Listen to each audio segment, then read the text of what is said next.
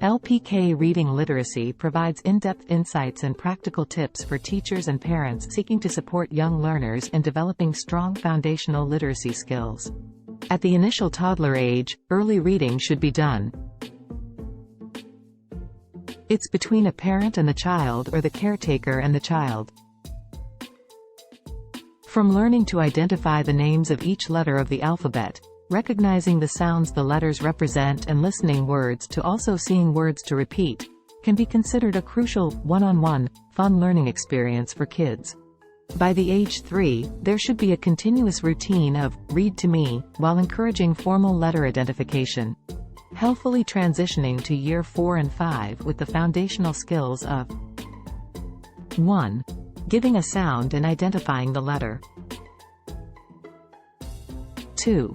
Giving a letter and producing the sound. 3.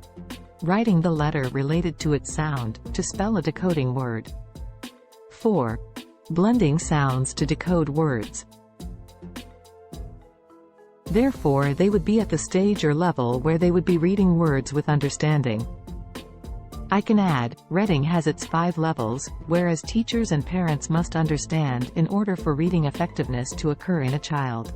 When teaching, 1. Phonics, practicing the 2. Phonemic awareness, segmenting and blending, 3. Fluency, 4. Vocabulary, and 5. Comprehension, it must be taught in a systematic fashion and with precise instructions. Explicit. Parents and teachers should read the stories for the kids aloud regularly, however allow them to read decoding sentences. A paragraph or a whole story is optional for kids between ages 4 to 5, but respectfully I prefer decoding sentences because it releases the pressure of what they see on a page, as it will positively distresses their mind without their being aware of it. In addition, at ages 5 and beyond, the integration of vowel teams, tricky letters such as Y, C, G, E and S, diphthongs and diagraphs are highly and sternly taught at these ages. Another important reading integration within that learning year, teachers and parents should focus on the teaching of sight words, beginning from the 1-letter words, 2-letter words and up. I recommend Dolch-Frye words, starting from the first listed page of 100. Phonemic awareness. Here are the objectives or instructions parents and teachers should be knowledgeable about when interrelating reading with kids. 1. Identify words and sounds that are the same or different. 2. Check to see if words rhyme.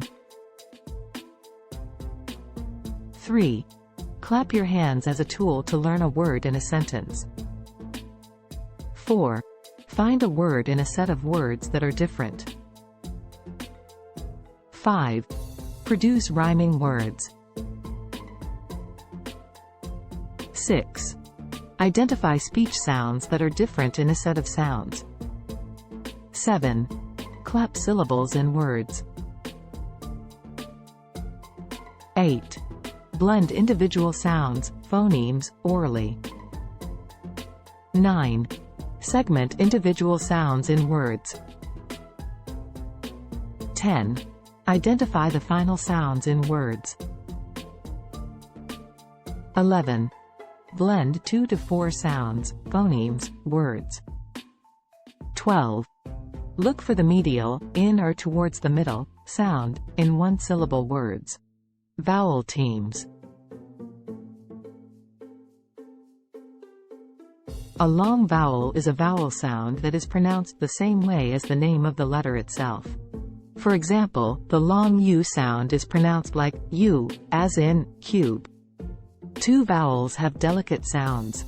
This rule is not used for all 2 vowels that work together, but there are times in which 2 vowels, including I, aya, ee, a, ie, oa or ue, appear in words, where it is often the first vowel that says its long sound name. Examples are green, rain and clean. Tricky letters, Y, C, G, E and S. There are some letters that can have different sounds, depending on where they are in the word, or by the letters that surround them. This is one of the main problems students would have when they try to pronounce a word. Tricky words cannot be sounded out easily, and it gives students a difficult time to spell as well. Therefore, learning these letters that have rules behind them can help students learn and identify when to change the sound of a letter in a word. Examples are guy, circle, please and Jim. Diphthongs. A diphthong is a sound formed by putting two vowels together in a single syllable.